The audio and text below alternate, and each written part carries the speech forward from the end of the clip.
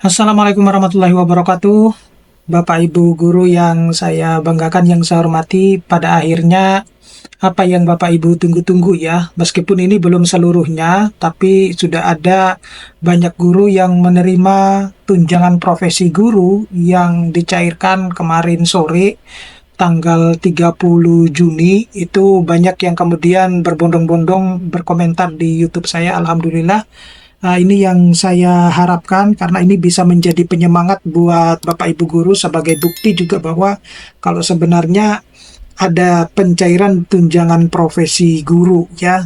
Jadi bagi teman-teman guru yang belum mendapatkan tunjangan profesinya, saya berharap bahwa dalam waktu beberapa hari ke depan ini, seperti apa yang dijanjikan, itu kita tunggu sampai tanggal 7 Juli ya. Kira-kira sejauh mana perkembangan dari tunjangan profesi guru.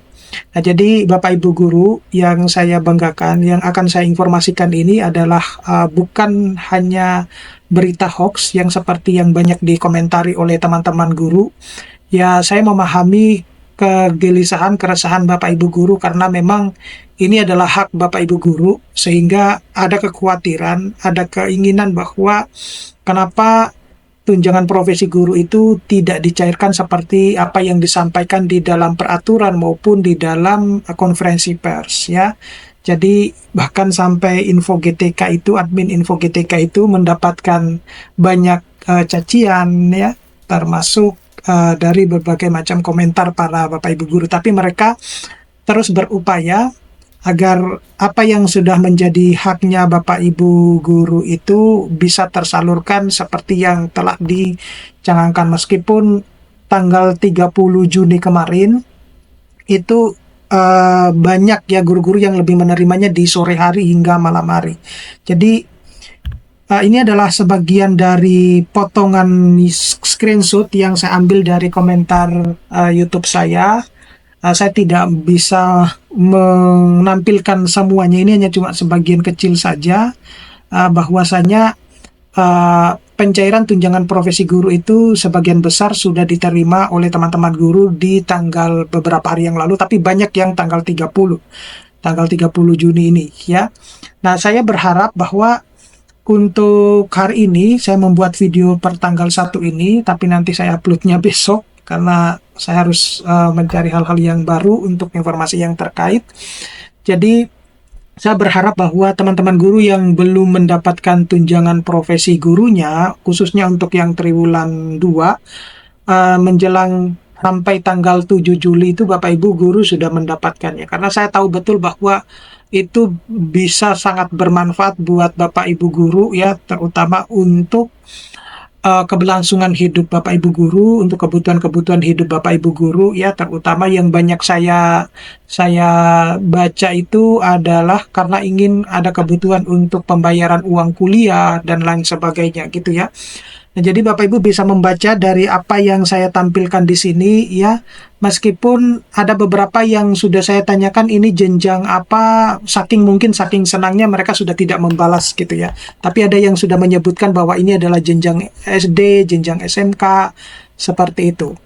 Nah, banyak juga yang berkomentar bahwa kenapa kok tidak seperti di Kementerian Agama. Nah, Bapak Ibu perlu tahu bahwa di Kementerian Agama itu jumlahnya sangat sedikit dibandingkan yang di Kemendikbudrismen gitu ya. Tapi saya sangat menyayangkan ada beberapa komentar yang apa tunjangan profesi guru triwulan 1 dan 2 di tahun 2024 itu hingga saat ini belum dicairkan.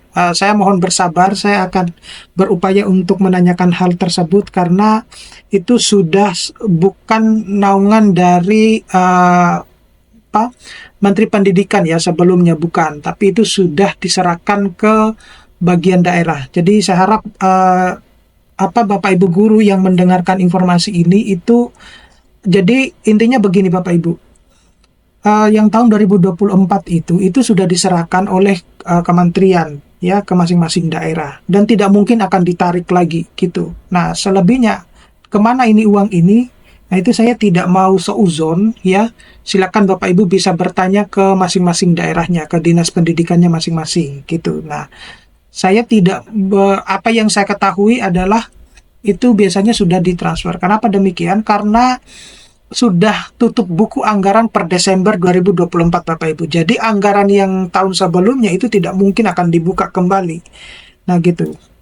Nah tapi ini adalah kabar yang menggembirakan buat teman-teman guru yang saat ini lagi menantikan kapan sih tunjangan profesi gurunya, terutama yang triwulan 2 itu akan cair. Kemudian yang triwulan 1 Bapak Ibu guru, seperti kalau Bapak Ibu guru melihat video saya sebelumnya yang dari penjelasan Prof Nunuk ya, Kepala Info GTK itu, bahwa untuk yang triwulan 1 dan triwulan 2 itu masih ternyata membutuhkan verifikasi gitu ya, meskipun misalnya Bapak Ibu guru itu sudah mendapatkan tunjangan profesi guru triwulan 1, tetapi ternyata di triwulan 2 itu masih ada proses verifikasi. Tetapi beliau memastikan bahwa untuk yang triwulan ketiga dan keempat itu sudah tidak ada lagi proses verifikasi. Jadi kemungkinan besar ya itu kalau tidak meleset lagi, itu mudah-mudahan tepat waktu ya, antara September untuk yang triwulan ketiga dan November Desember untuk yang triwulan keempat, seperti itu Bapak Ibu guru. Nah jadi yang paling saya sangat sayangkan itu adalah yang masih berkutat dengan perkode-kodean. Ya, saya menyebutnya perkode-kodean. Nah, Bapak Ibu guru, berdasarkan info dari Info GTK, admin Info GTK, saat ini itu Bapak Ibu guru bisa mengupdate infonya di Dapodik dulu, ya. Bapak Ibu silakan membuka Dapodik karena Dapodik sedang sudah dibuka ya, tidak lagi di lock, sudah di unlock sekarang. Jadi Bapak Ibu kalau yang SKTP-nya belum terbit, maka Bapak Ibu harus mengupdate-nya di Dapodik masing-masing ya, karena sudah di unlock gitu, biar nanti SKTP-nya terbit. Nah kalau misalnya SKTP-nya terbit kemudian keluar kode 8, nah itu berarti tinggal proses pencairan gitu. Nah hanya saja seperti yang saya sampaikan sebelum-sebelumnya, bahwa pencairannya itu dilakukan secara bertahap Bapak Ibu ya, tidak bisa 1,44 juta guru itu langsung dicairkan dalam waktu 1 jam misalnya, tidak seperti itu ya. Jadi ya sudah terbiasa lah kita sebagai seorang pendidik itu di Indonesia, di pengujian kesabarannya itu tiap tahun gitu ya. Jadi saya berharap bahwa kedepannya hal yang semacam ini itu tidak lagi terjadi gitu ya, tapi semuanya sudah lancar. Nah kemudian ini informasi yang saya dapatkan bahwa terutama untuk yang ini ya, terutama untuk yang tanggal 1 sampai 7 Juli yaitu Bapak Ibu pasti sudah akan mendapatkan ya mulai hari ini. Kemudian Bapak Ibu guru itu diimbau untuk bersabar ya, ditunggu sampai tanggal 7 Juli itu.